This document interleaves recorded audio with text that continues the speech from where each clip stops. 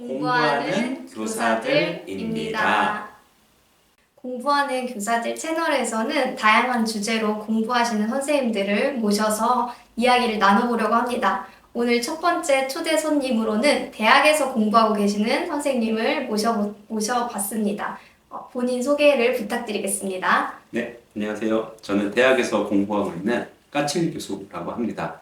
제가 까칠 교수라고 이야기하는 이유는요. 사실 제 본명도 있긴 하지만 제가 유튜브 채널을 운영을 하고 있습니다. 네, 그래서 주로 이제 책 읽는 거, 독서, 제가 책 읽는 게 취미여서 책 읽는 거에 대한 이야기 하고요. 그리고 특히 이제 대학생들 학습법, 공부하고 하는 필기법이나 시험 공부하는 법, 그리고 학생들이 굉장히 좋아하는 영상 중에 하나가 그 북리뷰 쓰는 영상이 있거든요. 그러니까 책을 안 읽고 A+ 북리뷰 쓰는 법. 이 영상이 아주 대학생들이 너무너무 좋아해주고 있습니다. 그래서 지금 구독자가 한 17,000명 정도 되는 것 같아요. 네, 굉장하십니다. 17,000명이라는 숫자도 정말 어려운 것 같은데요. 교수님께 그러면 먼저 질문을 이제 하나씩 드려보도록 하겠습니다. 요즘에 인공지능이 아주 많은 화제가 되고 그렇죠. 있는데요. 교수님은 혹시 어떻게 쓰고 계시나요? 요즘 이제 인공지능 같은 경우는 사실 저는 이제 가끔 깜짝깜짝 놀랄 때가 있습니다. 왜 그러냐면은 사실 인공지능이 나온 지 지금 그냥 채 한 1년 정도 안 됐거든요. 그러니까 물론 인공지능 그 전에 나왔죠. 네, 사실 1950년대부터 시도가 되고 그러긴 했지만 챗GPT라고 하는 거, 챗GPT 3.5가 발표된 게 미국 시간으로 작년 11월 30일이었어요. 우리나라 시간으로 12월 1일이었는데 아직 그러니까 채 1년도 안 된 사이에 이렇게 많은 영역에서 화제가 되고 또 많은 사람들이 영향을 받게 되고 이렇게 되는 거 보면서 와 진짜 1년 만에 세상이 이렇게 바뀌나? 이런 생각들을 하게 되더라고요. 혹시 학교 현장에서 쓰시는 분은 혹시 없으실까요? 저는 사실 잘 안 써가지고 모르겠어요. 네. 왜냐면 다른 분들은 이제 검색 같은 거 하실 때 유용하시다고 하시는 거 들었고, 성적 입력하실 때 이제 참고하신다는 얘기도 있는데 잘 모르겠습니다. 네. 네.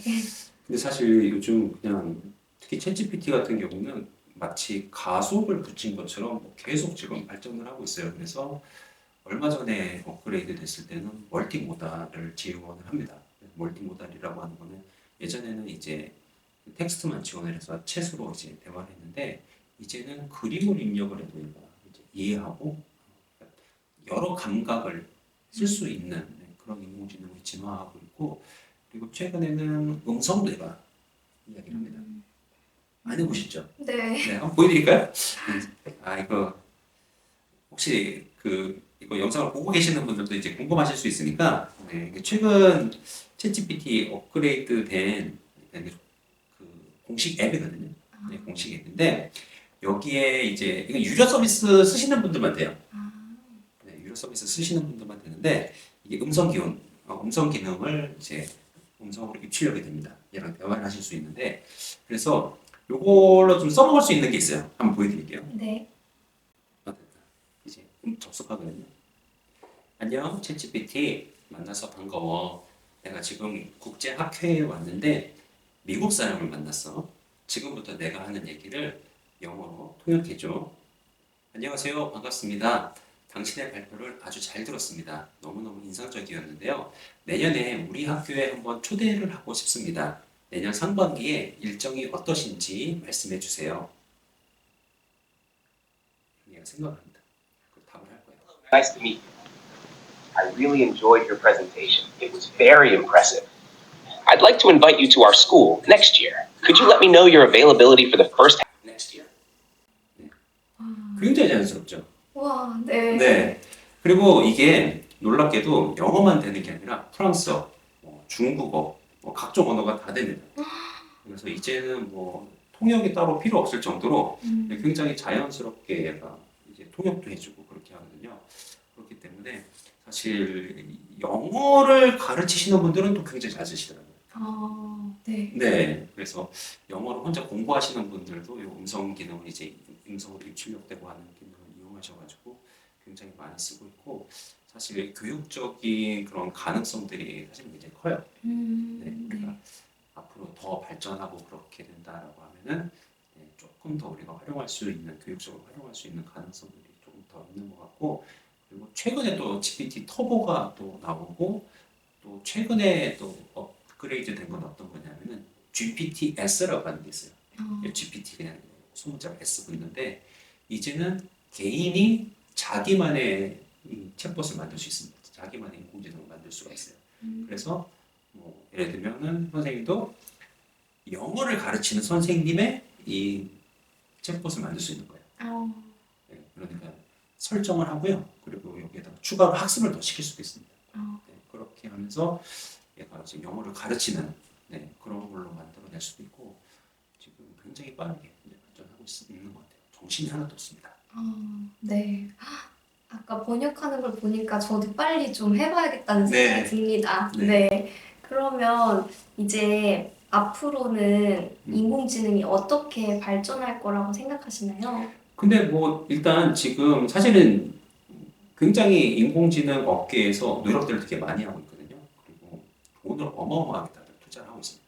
네, 그래서 지금 오픈 AI, 이 챗GPT를 만든 오픈 AI 회사에서는 또 다른 회사들이랑 좀 격차를 벌이기 위해서 더 노력을 하고 있고 그리고 또 구글이나 또 다른 업체들에서도 또 계속해서 또 자기들만의 서비스를 만들어내려고 노력을 하고 있어요. 그래서 사실 앞으로 더 다양한 어쨌든 인공지능 서비스가 나올 것 같긴 합니다. 예, 분명히 그렇겠죠. 그리고 네. 그 중에서 또 인간의 삶을 또 좀 바꿔줄 만한 네, 그런 인공지능 서비스도 나올 거라고 생각해요. 사실 처음에 스마트폰이 나왔을 때도요. 처음에 사람들이 그렇게 많이 났었습니다. 처음에. 네. 그리고 처음에 스마트폰이 나왔을 때 사람들이 가장 많이 다운받은 앱 중에 하나가 뭔지 아세요? 지도. 지도는 네, 좀 깔려 있는 것도 있고 막 그랬거든요. 네. 네, 지도도 있는데 이제 그게 아니라 제일 처음에 사람들이 그때 기억하실지 모르겠는데 네. 그게 아마 2010년대 초반일걸요. 그때 이제 초기에 가장 많이 사람들이 다운받은 앱 중에 하나가 뭐였냐면은 이 초불 끄는 앱이었어요. 기억나세요? 아니요. 기억 안 나세요? 네. 그때가 아니신가?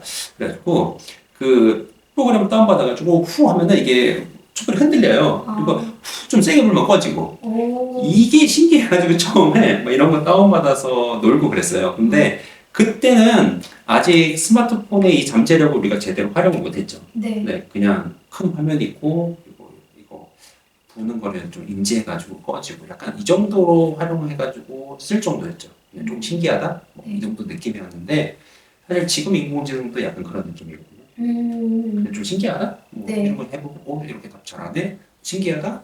근데 또 막상 또 업무에 활용하기는 좀 어렵고 뭐 이런 상황이었죠. 근데 스마트폰도 그러다가 카톡이 나왔어요.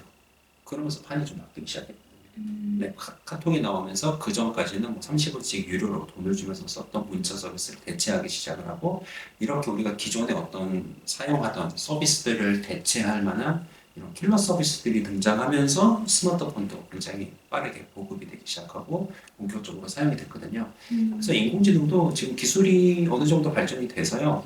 이제는 뭐 인터페이스가 좀 막 경쟁을 해요. 그리고 또 좋은 서비스를 이제 제공을 하려고 경쟁을 하고 있는데 아무튼 그게 잘 나오면은 앞으로 또 우리가 스마트폰을 지금 쓰듯이 아마 많은 사람들이 대중적으로 사용하는 서비스가 되지 않을까 생각합니다.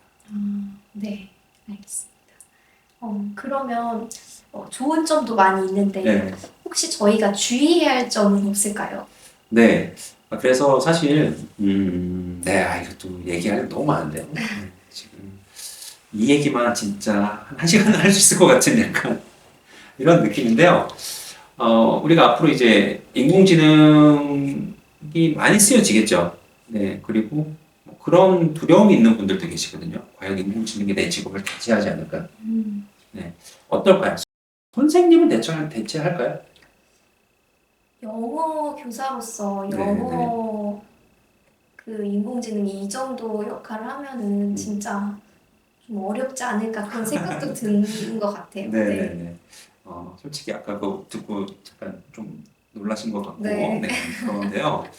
네, 그러니까 이제 모든 분들이 이제 그런 고민들을 하시는 거예요. 과연 내 직업이 안전할까? 네, 그래서 또 미국 사이트에 그런 사이트도 있습니다. 내 직업이 안전할지를 물어보는 사이트 그래가지고 이제 직업을 넣으면 이게 앞으로 인공지능에 의해서 대체될 확률이 뭐 몇 퍼센트다 이렇게 나오는 그런 직업이 있는데, 근데 제가 생각했을 때 이제 교사는 그렇게 높을 것 같진 않아요. 네. 네, 그런 이유 중에 하나가 어떤 거냐면은, 그리고 사실 그런 고민을 하다 보니까 교사가 우리가 어떤 교사가 되어야 될까 이런 고민을 또 많이 하게 되는 것 같아요. 네. 네. 그러니까 인공지능에 의해서 대체되지 않는 교사가 되는 거. 이런 게 또 중요할 수 있잖아요. 근데 그러면 어떤 교사가 어떤 사람이 어떤 직업이 인공지능에 의해서 대체되지 않겠느냐라고 한다면 거기에 대해서는 그냥 일반적인 모든 산업 영역에서 한 두 가지 정도 이야기하는 게 있어요. 일단 첫 번째는 인공지능이 하는 거를 똑같이 하려고 경쟁하면 안 된다는 거예요. 그러니까 예전에는 내가 사고로 땅을 팠잖아요. 네. 근데 이제는 포크레인으로 땅을 판다는 거예요. 그래서 이제는 더 이상 내가 땅을 더 사고로 열심히 파야지 이렇게 경쟁할 필요는 없죠. 이제는 포크레인으로 운전을 하든가 아니면 뭐 집을 설계하든가 뭐 이런 쪽으로 방향을 잡아야죠. 기계가 하는 거를 똑같이 하려고 할 필요는 없죠. 네. 그다음에 또 하나는 기계가 할 수 없는 것을 그러니까 기계가 못하는 것, 인공지능이 못하는 것을 조금 더 우리가 집중하면서 여기에서 약간 좀 격차를 벌여야 되지 않겠느냐. 네, 이렇게 생각을 하는데요. 제가 그래서 앞으로 우리 교사들이 어떤 교사가 돼야 될까라고 생각한다면 저는 일단 첫 번째로 생각하는 거는 몸으로 가르치는 것 같아요. 네. 왜냐하면 인공지능은 몸이 없잖아요. 네. 근데 얘는 몸 없이 배우고 몸 없이 결과를 내거든요. 네, 그렇기 때문에 사실 얘가 어떤 지식적인 건 말을 해줄 수 있어요. 네. 네, 말을 해줄 수 있는데 근데 사실 몸으로 보여주거나 특히 이제 시범을 보이고 이런 건 안 되죠. 네. 네, 근데 사실 시범이라고 하는 거는 우리가 이제 교육에서 굉장히 중요한 거거든요. 네, 시범이라고 하는 건 되게 중요한데 몸이 없으니까 가르칠 수 없는 거거든요. 그렇다라고 하는 얘기는 앞으로 교사들은 단순히 지식적으로만 학생들을 가르치고 거기에 만족하는 것이 아니라 뭔가 교사가 자기의 삶으로 또 모범을 보여주고 또 학생들이랑 친밀하게 또 관계를 가지면서 함께 호흡하고 네, 그러면서 아이들을 가르치는 것 이게 또 하나의 중요한 경쟁력이 되지 않을까 그런 생각을 좀 해봅니다. 네. 몸으로 가르치는 교사. 네. 근데 몸에 대해서 이 몸의 중요성에 대한 관심이 있어서 예전에 공부하고 그러지 않으셨나요? 네. 제가 공부했었죠. 네. 몸이 건강하지 않으니까 이제 너무 많은 것이 힘들어져서 네. 몸과 관련된 건강과 관련된 많은 책을 좀 찾아 읽으면서 학생들도 단순히 이제 머리에 지식을 넣는 게 아니라 좀 신체 활동을 최대한 많이 하면서 학습을 하는 것이 학생들에게도 좋구나 이런 것들을 좀 깨달았던 적이 있었습니다. 맞아요. 네. 그러니까 저는 이제 한국 교육에 지금 그런 게 좀 아쉬운 것 같아요. 진짜 인공지능을 키우는 것 같은 거예요. 그냥 인공지능 어떻게 키우냐면은 그냥 지식만 때려 넣어주는 거거든요. 네, 딥러닝으로 어마어마한 데이터를 넣고 거기서 이제 인공신경망에서 가중치를 조절해 가면서 어쨌든 인공지능을 개발을 해내는 건데 그 지금도 우리 애들 보면은 나중에 고등학교 올라가고 고3 되고 그러면은 수업 시간에 체육이 없어지잖아요. 네. 네, 그러면서 계속 머리로만 공부하도록 하고 그러는데 이게 과연 바른 교육이 될 수 있을까? 네, 그리고 그게 사실 머리가 좋아지는데도 사실 좋지는 않거든요. 그렇죠. 네, 왜냐면 이제 뇌과학에서도 대부분 이제 그런 얘기들 많이 하시잖아요. 그래서 뇌가 잘 작동하기 위해서는 운동하고 하는 것들이 되게 중요한데 네, 이런 면에 있어서도 우리가 좀 인공지능과 좀 달라져야 되지 않을까? 우리 교육하는 모습들이 굉장히 네, 그런 고민들을 하게 됩니다. 혹시 몸 외에 또 저희가 관심을 기울일 두 번째 분야가 있을까요? 네, 한 세 가지 정도 저는 좀 굉장히 꽂혀가지고 생각하고 있는데요. 두 번째는 어떤 거냐면은 좀 게임의 교육을 해야 되지 않을까. 네, 게임이라고 하는 건 어떤 거냐면은 좀 깨어 있는 거를 얘기하는 거거든요. 즉 우리가 교육을 할 때 학생들이 그냥 멍하게 수동적으로 선생님이 가르치는 거냐, 저 수용하도록만 하는 것이 아니라 선생님이 가르치고 얘네들이 배우는 거를 좀 계속해서 비판적으로 생각하고 성찰하고 반성하고 하면서 배우도록 하는 교육이 중요할 것 같다 이런 생각이 듭니다. 왜냐하면 진짜 인공지능은 어떠냐면요. 얘는 그냥 아무 비판 없이 다 받아들입니다. 그래서 데이터를 넣어주는 대로 그냥 받아요. 그래서 편향된 데이터를 넣으면 편향된 인공지능이 만들어집니다. 그리고 잘못된 데이터를 넣으면 그냥 잘못된 인공지능이 만들어지는 거예요. 얘는 그냥 넣어주는 데이터를 이건 좋아 나빠 이거 판단하지 않아요. 메타인지도 없고. 네, 그렇다 보니까 그냥 주는 대로 그냥 무조건 다 수용합니다. 근데 또 한국 교육이 약간 좀 그런 부분이 있었잖아요. 네. 무조건 수용하도록 하고 그냥 저도 보면 고등학교 때 보면 선생님이 그냥 수업도 안 해. 그냥 수업 시간 내내 필기해. 계속 필기하고 다 지운 다음 다 썼냐 물어보고 다 지우고 그 다음 또 필기하고 이제 진짜 그럴 거면 차라리 그냥 노트를 나눠주시면 되는 거 아닌가 이런 생각을 예전에 하게 됐었는데요. 그러니까 우리가 좀 주입식으로 교육하고 하는 거는 이거는 진짜 인공지능에게나 하는 거니까 이제는 아이들이 좀 스스로 생각하고 비판적으로 사고하고 성찰하고 이런 교육이 좀 필요할 것 같고 그리고 이런 교육을 해야 사실은 앞으로 어떻게 보면 인공지능 시대에 굉장히 좀 잘 살아갈 수 있는 인재들이 될 수 있거든요. 네. 사실 인공지능은 이제 뭐 질문이 중요하다 이런 얘기를 많이 하잖아요. 네. 그러니까 질문을 하려면 애들이 생각을 하고 그래야 되는데 생각할 시간 없이 계속 이제 받아들이기만 하면은 이건 좀 문제가 됩니다. 가짜 뉴스 이런 게 많이 나오는 네. 시대라서 더 게임이 중요할 것 같다고 네. 느껴지네요. 네. 그리고 왜 전에 한번 그 EBS에서도 그런 다큐멘터리가 있었죠. EBS였나요? 서울대에서 A 플러스 받는 아이들. 네네. 예. 그래서 그 아이들이랑 이제 미국에 있는 유명 대학이랑 비교를 하면서 우리나라 이제 대학생들을 서울대에서 뭐 A 플러스 받는 아이들 같은 경우는 보면은 그냥 수용적 사고력이 되게 높은데, 그러니까 미국 대학 같은 경우는 아이들이 비판적 사고력이 높게 나오거든요. 네. 그러니까 이제 그 대학의 아이 졸업생 중에서 몇 명이나 이제 노벨상을 받게 되고 이런 일들이 있는데, 그러니까 네, 이런 교육이 좀 앞으로 진짜 인공지능 시대가 되면 될수록 진짜 좀 비판적으로 생각하고 사고하도록 하는 그런 교육이 앞으로 더 중요해지지 않을까 이런 생각을 해보죠. 네. 평가가 진짜 바뀌었으면 좋겠어요. 네, 네. 맞습니다. 아무래도 수능을 잘 푸는 그 수렴적 사고를 해야 되는 걸 계속 연습하다 보면 비판적 사고력을 기르기 너무 어려울 것 같아요. 네. 그러니까 결국 뭐 결과가 수능으로 나오니까 네. 결국 모든 게 이제 다 수능이 다 이렇게 호흡 삼켜버리는 네. 이렇게 되는 것 같아요. 그러면 세 가지 중에 마지막 네네. 어려움은 어떤 것일까요? 그냥 살짝 넘어가려고 했더니 하시는군요. 네. 세 번째는 저는 마음의 교육이라고 생각해요. 마음. 마음. 네. 네. 그래서 일부러 한자씩 제가 밀고 있는 건데요. 몸, 깸, 마음 이렇게 밀고 있는데, 마음은 뭐냐면 인공지능이 감정이 없잖아요. 얘가 이제 감정이 있는 척 요즘 해요. 요즘 진짜 애가 똑똑해져가지고요. 감정을 이해는 해요. 그리고 이런 이해를 바탕으로 이렇게 반응해야지 하는 것도 어느 정도는 있어요. 근데 사실 실제로 감정을 느끼는 건 아니거든요. 인간처럼. 네, 그렇기 때문에 사실 이제 인공지능과 좀 다른 교육을 한다라고 한다면 이제는 정서, 학생들의 정서나 그리고 감정, 네, 요것들을 또 우리가 섬세하게 챙기는 교육을 해야 되지 않을까. 네, 그런 생각이 듭니다.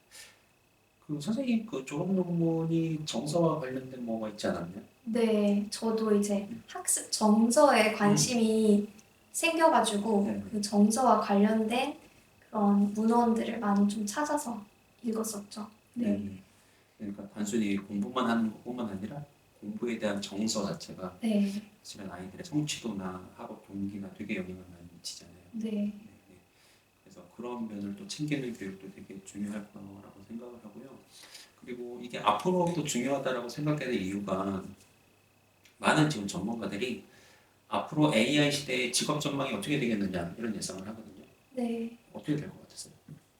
아무래도 이제 기계가 대체할 수 없는 그런 직업들, 인간만이 할 수 있는 직업들만 네. 이제 존재할 그렇죠. 것이다. 그거 외에는 많이 좀 대체될 수 있겠죠. 네네. 그럼 생각을 한번 해보세요. 이렇게 그 우리가 전 세계 소득 분위를 이렇게 따지면 네, 이렇게 피라미드형으로 되어 있거든요. 아, 네. 네, 그래서 최상층 네, 좀 최고 부자인 사람들은 좀 적죠. 네. 이 피라미드 정점에 있으신 분들. 네. 그리고 이제 하층 이제 적은 소득을 가지신 분들이 많은데 앞으로 인공지능 시대가 되면 어느 부분에 있는 사람들이 줄어들까요? 이 피라미드 중에.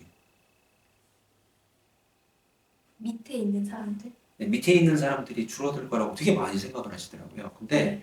밑에 있는 사람들이 줄기보다 중간에 있는 사람이 줄어서 그 사람들이 밑으로 내려올 확률이 높습니다. 아, 네. 그러니까 지금 중간에 있는 분들이 어떠냐면은 대체로 사무직인데 관리직이나 뭐좀 행정직 하시는 분들이 많거든요. 근데 오히려 인공지능이 그분들을 대체할 확률이 조금 더 높아요. 아, 오히려 몸을 쓰거나 하는 일은 좀 대체될 게 좀 오히려 좀 적죠. 그리고 예를 들면 연봉이 낮은 일일수록 굳이 개발할 필요가 없는 거예요. 인간을 쓰는 게 더 싸지면 인간을 쓰는 게 더 싸다면 이제 그건 이제 좀 대체될 확률이 좀 적어요. 그래서 앞으로 아마 이렇게 초상층에 있는 그분들은 변함이 없을 거고 좀 중간 부분이 좀 줄어들고 그분들이 이제 밑으로 내려가지 않을까 이렇게 예상을 하는데 그렇다라고 하는 얘기는 이제 앞으로 인공지능에 의해서 좀 소외되는 계층이 많이 나온다는 얘기거든요. 네. 그러면 이제는 앞으로 이웃에 대한 공감하는 마음을 가지는 것도 되게 중요한 이슈인 것 같아요. 그러니까 진짜 인공지능에 의해서 직업도 잃어버리고 근데 직업을 잃어버린다라고 하는 게 사실 인생에 있어서 굉장히 중요한 거잖아요. 네. 그러니까 직업, 일이 가지는 의미가 굉장히 큰데 이것들을 잃어버리는 사람들이 많이 나올 거고 또 소득도 줄어드는 사람도 나온다라고 한다면 이들을 누군가 보살펴야 돼요. 네, 돌보고. 근데 그거 이제 누가 할 거냐라고 한다면 로봇이 잘 해줄 것 같진 않거든요. 네. 그러면 결국 인간들이 이웃을 좀 잘 돌아보고 주변에 어려운 사람도 돌아보고 소외되는 계층도 살피고 이렇게 해야 되는데 교육에서 그게 되고 있는지 약간은 조금 걱정되긴 해요. 우리 주변을 좀 돌아보는 교육을 하고 있는가. 네. 근데 그렇지 않다라고 한다면 사실 인공지능을 키우는 거랑 거의 다르지 않은 교육이 되겠죠. 감정 없는 인공지능을 키우는 거랑 다를 게 뭐가 있겠어요. 네. 교수님 말씀을 들어보니까 정말 더 인간다움을 회복하는 네, 것이 저희가 인공지능 시대에 살아가는 그런 지혜인 것 같네요. 네. 네. 저도 계속 그냥 그런 고민을 하는 것 같아요. 그러니까 진짜 인공지능이 앞으로 따라올 수도 있어요. 네, 네. 앞으로 진짜 계속 기술이 발전을 하면은 지금 인간이 할 수 있고 인공지능은 못하고 하는 그런 부분들이 있는데 이것도 따라와 잡힐 수도 있습니다. 네. 그러나 어쨌든 지금 이렇게 못하고 있는 게 드러나고 있는 현재부터 지금부터 약간 격차를 좀 내는 거죠. 더 인간다움을 회복하고 더 인간의 본질을 교육의 본질을 좀 생각하면서 지혜롭게 대비해야 되지 않을까 그런 고민을 하게 됩니다. 네. 교수님께서는 이제 그 채널 통해서 많은 문학 작품을 소개해주고 네, 계신데요. 저도 사실은 문학에 별로 관심이 없다가 아, 그 교수님께서 추천해주신 그 책들을 한 권씩 읽어봐야겠다 이런 생각이 들어가지고 정말 한 권씩 읽었는데 너무 깊은 감동을 받게 되더라고요. 근데 왜 문학에 관심 없으셨어요? 그 교육의 흐름과도 관련이 있을 것 같은데 그냥 학창 시절에 주어진 공부 성실히 하느라 많이 바빴고 그냥 그런 책을 자연스럽게 접할 기회가 많이 없었어요. 부모님께서 이렇게 독서 교육을 강조하지도 않으셨고 학교에서도 제가 막 굳이 도서관에서 그런 책들을 빌려 읽지도 않았고 그러니까 뭔가 누군가에게 그런 책들을 읽어보라고 권유를 받지 않았던 것 같아요. 저는. 네. 그래서 그냥 도움이 되는 자기 개발 관련 아니면 정보를 전해주는 책 그런 책들 위주로 성인이 되어서도 계속 읽다가 이제 교수님께서 그 채널 통해서 권유해 주시는 책을 한번 읽어볼까 해가지고 한 권씩 읽기 시작했는데 너무 좋더라고요. 네, 네. 그리고 그런 문학 작품 속에서는 정말 인간의 어떤 감정을 깊이 다루니까 네. 되게 저도 깊이 공감하게 되고 잘 알지 못했던 그런 세상의 어떤 사람들에 대해서 관심도 갖게 되고 그랬던 것 같아요. 네. 네. 그래서 사실 저는 선생님들이 문학 작품을 진짜 많이 보셔야 된다고 생각해요. 근데 예를 들면 선생님처럼 네. 그러니까 선생님들이 보면 이 영상을 보시는 분들도 아마 선생님들이 많이 보실 것 같은데 선생님들이 보면 이제 예를 들면 교대도 가고 뭐 이렇게 하시는 분들 보면 공부를 또 잘하시는 분들이잖아요. 모범생이고. 네. 이런 분들이 뭐 문학 작품을 뭐 초등학교 때까지는 잘 챙겨보지만 그 이후에는 좀 안 볼 확률이 높죠. 왜냐하면 이게 성적과 직접적인 연관이 있는 건 아니니까. 네. 네, 그러다 보니까 뭐 성적이 나오고 결과가 나오고 뭐 자기계발서적 이렇게 많이 보시는데 근데 저는 이제 문학 작품을 추천드리는 이유는 사실 우리가 인간이 살아가는 그 삶의 모습이 진짜 너무 다양하잖아요. 예, 너무 다양하거든요. 근데 이게 너무 다양하면 사실은 이걸 뭔가 파악하기가 어려워요. 네. 그래서 사실 인간이 어떻게 살아가는지 이해하는 게 조금 어렵죠. 네. 너무 다양하니까. 그렇기 때문에 사실 뭐 학자들은 이거를 이론화하기 위해서 이거를 어느 정도 이렇게 좀 정리를 합니다. 모든 사람들의 복잡성을 다 반영하진 않죠. 그래서 큰 공통점과 그리고 큰 안목들을 보면서 그러니까 좀 나무를 보는 아니죠. 숲을 보는 니죠. 숲을 보는 그런 관점에서 인간의 삶을 좀 조망하려고 노력하고 그러면서 어떤 이론들을 정리하고 이제 그렇게 되고 그러면서 이데올로기라고 하는 사상도 나오고 그렇게 되는 건데 근데 이데올로기, 사상, 이론 이제 이런 것들을 다루게 되면 어떤 문제가 생기냐면 인간의 삶을 복잡하게 다룰 수는 없어요. 그러면 이론이 나올 수가 없거든요. 이걸 최대한 납작하게 만들어야 돼요. 플랫하게 만들고 납작하게 만들고 단순화시키고 그래야 사실은 어떤 이론이 나오고 이데올로기가 나올 수 있는 거거든요.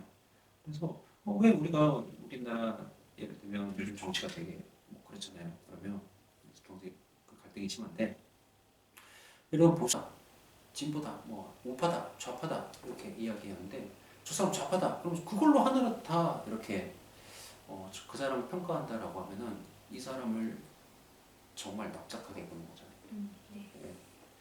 그래서 사실 우리가 이론이나 뭐 어쨌든 이데올로기나 이런 관점에서 보면은 항상 인간의 독특성과 그 삶에 있어서의 그런 복잡성들을 고려하기는 어려워요. 근데 이거를 복원해 주는 게 저는 문학이라고 생각해요. 그리고 이런 것들을 복원을 해주는 게 문학이고 다시 입체로 만들어주는 거죠. 인간이 납작하지 않고 이 안에 굉장히 많은 고뇌도 있고 어려움도 있고 이런 거다라고 하는 걸 보여주는 게 문학이기 때문에 그런 것들을 통해서 우리가 복잡한 인간의 삶을 또 서로 대신 느껴보고 네. 그러면서 또 공감하는 법도 배우게 되고 이게 되게 중요한 것 같아요. 네, 맞습니다. 저도 교수님 말씀처럼 문학 작품을 읽는 것이 얼마나 중요한지 너무 동의가 됩니다. 저도 그렇고 이 영상을 보시는 분들도 더 많이 서로 문학 작품을 읽어가는 그러면서 더 넓은 세계를 좀 다면적으로 입체적으로 이해하는 저희가 되었으면 좋겠습니다. 뭐 그래야 뭔가 좀 더 공감하는 네. 그런 교육을 할 수 있는 것 같아요. 네. 그러면 오늘 영상은 여기서 마치도록 하겠습니다. 감사합니다. 감사합니다.